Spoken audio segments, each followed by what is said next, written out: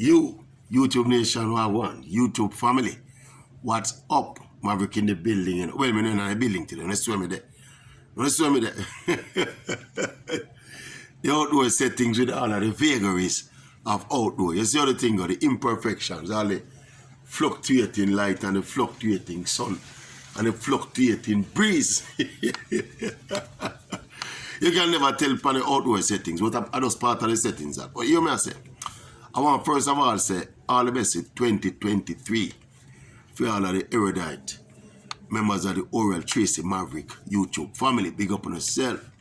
Understand me? All the best for 2023. Yeah. Just forge your head, focus, and not look too much behind you. See? It's more important where you're going than where you're coming from, you know. Right. And my philosophy that. Anyway, alright, you make brain you know.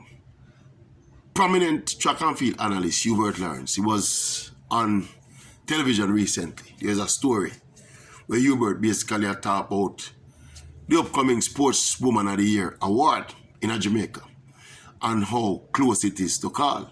Hubert said too close to call. Too close to call. He said, obviously between Shelly and FRASER PRYCE and Shericka Jackson. Yeah.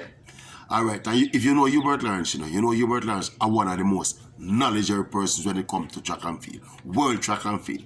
He's not a parochial kind of brain. He's an international brain. So when Hubert talks about track and field, people tend to listen. But at the same time, if you know Hubert Lawrence, how well I know him, you know that Hubert is not a man with rap boat. When if you come down from one side or the other, anytime you ask, if a race is not going to run, you ask Hubert, who will win the race? I'm not tell you say X are going to win or Y are going to win. He might tell you, he might explain to you why 1, 2, 3, 4, 5, 6 people in the race can win. But him not tell you say, that one they are going to win. Hubert style that. Hubert are the consummate fencer, that I call him. Not a problem I just so him stay. So when me hear me the pronouncement of this being closer, too close to call, in my initial response still, you know, was instinctively me jump up and say, what do Hubert? It's easy to call between them two, Shelly and Shericka for the Sportsman of the Year. Just think about it a little bit and me must find one for pick. Well, you know, so I'm running now. And me I think about it. Yeah? Me I think about how close it is between the two of them. I know say me have to dip on the fence with Hubert that time. Yeah. In fact, me I tell you the truth. See, I would be surprised if this one ends up in a dead heat. Some people are trying to make the case that it's not close, but it is actually close.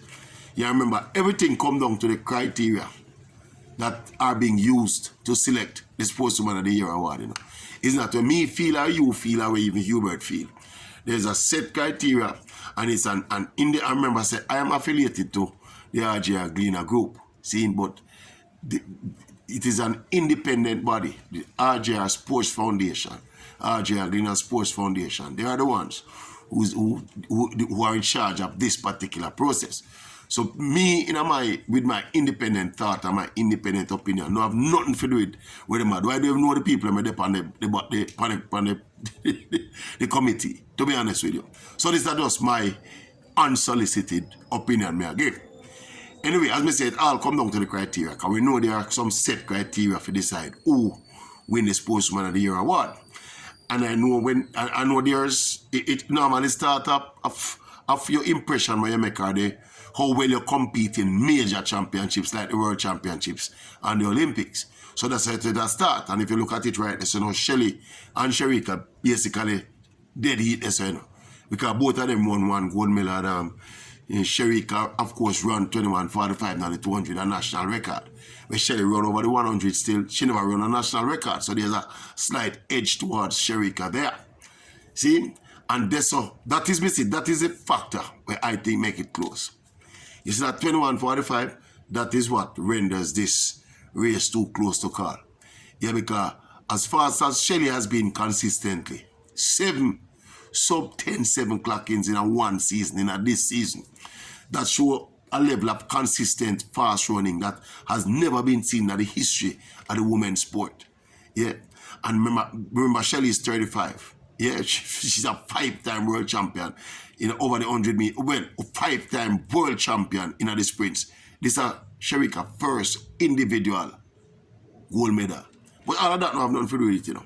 It's all about what went down in 2022. Yeah. And as me said, the reason why it's close is because by the World Championship standards now, Shericka would have run a national record. I know for a fact that when you run a world record, in addition to winning like a gold medal at the Worlds or the Olympics, that kind of put you in a position where it's almost unassailable before anybody pass you. But the fact now that she did a national record, I think the national record would have come closer, well, further down on the list of elite level achievements where they used to push you across the line. Now, Shelly, sub 10-7 now. That's not normal. That's unprecedented. But I'm not sure if that particular feat would have been captured in the criteria as set by the foundation. You see the trick about it? Yeah. But if you look at it, if you just look at it as raw sharp performances, it would have hard to separate. It would have easy to say Shelly had a more impressive season because of how consistently fast Shelly run. But we don't know what the criteria, how it captured what Shelly did. Yeah. If it was a layman and me a pick a winner, it would have easier, you know. But when you think about the criteria, and that, you know, it's the criteria, and that are the key. And I think, personally, if I also pick one of them, you know, some of that pick Shelly because of how consistently fast Shelly run. Her age has nothing to do with it. Or the fact that she win 5 world championships. She have 5-time world champion. She don't have nothing to do with it either. She never win the 5 world championship in 2022. So it's about what she did in 2022. And obviously, Shelly would have had the more outstanding season in 2022 when you just look at the raw figures and the raw facts. But again, we don't know what the criteria. I'm going to look what I will view what Shelly did in that black a 10 sub 10-7 where she run. Yeah, another factor to consider is that both Shelly and Shericka were considered by World Athletics for the female athlete of the year. Shericka was on the initial list, but she never retained her position on that list. For the shorter list, Shelly was on the shorter list. So Shelly was a higher contender for the female athlete of the year by World Athletics. Now, how would that look now if Shelly met that short list? World athlete of the year. And get beaten the Jamaica Sportsman of the Year award. Look. So I don't know if when the committee go and sit and they're going to ponder all of that and say, look, the world recognized Shelly as one of the 5 most outstanding female athletes of the year, you know. Shericka never met that list. So when we sit here, we got to be careful how we go against what World Athletics said. But again, World Athletics don't have the same criteria what the foundation have. So that's what make it very interesting. And again, we just say, I agree with Hubert Lawrence. We did start out initially, we disagree with Hubert Lawrence, but I agree with Hubert Lawrence. It's too close for call. Absolutely too close to call when you consider the criteria. Yeah, but it should be a very interesting one. Personally, as I said, me probably would have, sway towards Shelly because of her consistency.